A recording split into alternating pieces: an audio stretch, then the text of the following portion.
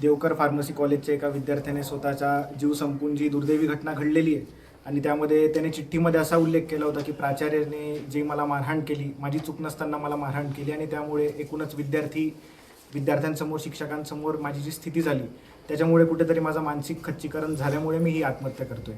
जसंच विद्यार्थी परिषदेच्या हे लक्षात आलं आणि इतर विद्यार्थी समूहाच्या हे लक्षात आलं तर सामान्यतः एक तीव्र रोषाची भावना या सर्व विद्यार्थ्यांमध्ये होती.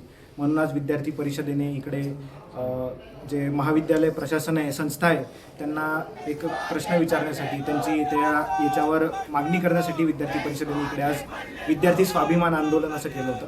कुठेतरी विद्यार्थ्यांच्या स्वाभिमानाला ठेस पोचते म्हणून हे आंदोलन करण्यात आलं होतं. यामध्ये आपण प्रमुख 4 मागण्या केल्या होत्या. पहिली अशी होती की जे हे काही प्राचार्यांविरुद्धची तक्रार आहे त्याच्यावर कारवाई होईल, म्हणजे जी काही त्याचं निष्कर्ष निघतील कारवाईचे, पण त्याआधी त्याचं निलंबन झालं पाहिजे आणि जर निलंबन झाल्यावर आणि कारवाई झाल्यावर तो दोषी आढळला तर त्याच्यावर कायदेशीर गुन्हा देखील दाखल झाला पाहिजे आणि त्याच्यावर ॲक्शन घेतली गेली पाहिजे. दुसरं म्हणजे जी इकडे तक्राराची जी यंत्रणा असेल ती अजून बळकट केली पाहिजे. विद्यार्थ्यांना कंप्लेंट जर फाईल करायची असेल तर ती एक चांगले स्मूथ प्रोसेस त्यामध्ये असली पाहिजे अशी विद्यार्थी परिषदेची मागणी होती. तिसरी मागणी होती की इकडे जे समुपदेशन केंद्र, काउन्सिलिंग सेंटरचा अभाव कुठेतरी ह्या परिसरात जाणवतो. जर असेल तर त्याचं सक्षमीकरण केलं पाहिजे अशी विद्यार्थी परिषदेची एक मागणी होती. आणि चौथं म्हणजे एकूणच विद्यार्थ्यांची जी मेंटल हेल्थवर संस्थेने आणि विद्यार्थ्यांनी स्वतः यामध्ये कुठेतरी पुढे येऊन एक सक्रिय भूमिका घेतली पाहिजे. आपला जीव हा फार महत्त्वाचा असतो. अशा कुठल्याही घटनेने किंवा याने खच्चीकरण न होता किंवा आपल्या मानसिकरित्या न दुखावता कुठेतरी आपण पण स्ट्रॉंग झालं पाहिजे. म्हणून मेंटल हेल्थ अवेअरनेससाठी विविध उपक्रम या संस्थेमध्ये राबवण्यात यावे, विद्यार्थ्यांनी त्याला चांगलं सहकार्य करावं असे प्रमुख काही मागण्या मी केल्या होत्या.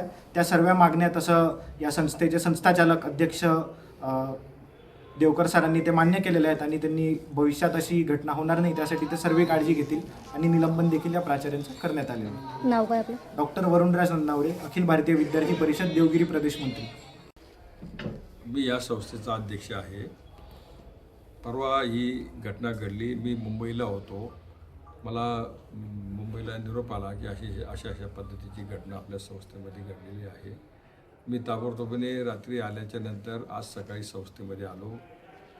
सकाळपासून या सगळ्या बाबतीमध्ये मी चौकशी करतो आहे आणि आल्याबरोबर मी पहिल्यांदा निर्णय जो घेतला की याच्यामध्ये प्रिन्सिपलची चूक असेल नसेल, चूक तर त्याची दिसतेच आहे आणि म्हणून त्यांना ते शासन झालं पाहिजे आणि त्यासाठी आम्ही ताबडतोबीने त्यांना त्याच्या निलंबनाची कारवाई या ठिकाणी केलेली आहे. मीनवाईल ABVPची सगळी मंडळी, पदाधिकारी मंडळी इथं आलेली होती. त्यांनी पण मला हे निवेदन आज या ठिकाणी दिलेलं आहे. त्याच्यात पण त्यांची प्रमुख मागणी ही होती की तुम्ही ताबडतोबीनं प्राचार्याला निलंबित केलं पाहिजे आणि त्या पद्धतीनं आम्ही त्याचं निलंबन केलेलं आहे. इतरही त्यांच्या काही 2-3 मागण्या त्याच्यामध्ये आहेत. समुपदेशन केंद्र वगैरे हे ज्या बाबी आहेत ह्या सक्रिय झाल्या पाहिजेत वगैरे, ते आमचं ऑलरेडी चालू आहेच, परंतु अजून त्यामध्ये जास्तीची सुधारणा कशी करता येईल तो आम्ही प्रयत्न निश्चितपणाने करू. आमच्या संस्थेमध्ये पहिल्यांदा हा इन्सिडेन्स घडलेला आहे आणि असं वाटत होतं की हे सगळं व्यवस्थित चाललेलं आहे आणि याच्या अगोदर एकही विद्यार्थ्यांची तक्रार जी आहे आमच्या मॅनेजमेंटकडे आलेली नव्हती. कुठली सूचना किंवा तक्रार आली असती तर आम्हाला पण त्याच्यामध्ये लक्ष घालता आलं असतं, परंतु प्रिन्सिपल आणि त्यांच्या स्तरावरती हा विषय घडलेला आहे. प्रिन्सिपलने इतकं त्याला मारायची काही आवश्यकता नव्हती. समज द्यायला पाहिजे होती किंवा त्याला पालकांना बोलून घ्यायला पाहिजे होतं वगैरे. पण आता ही जी घटना घडलेली आहे, दुर्दैवाने ही घटना घडलेली आहे आणि तो अतिशय साधारण सामान्य कुटुंबातला विद्यार्थी होता. पालक त्याचे इथं आलेले आहेत.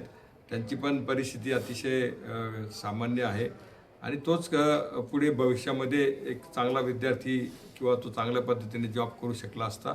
फॅमिलीचं पण त्यांचं नुकसान झालेलं आहे.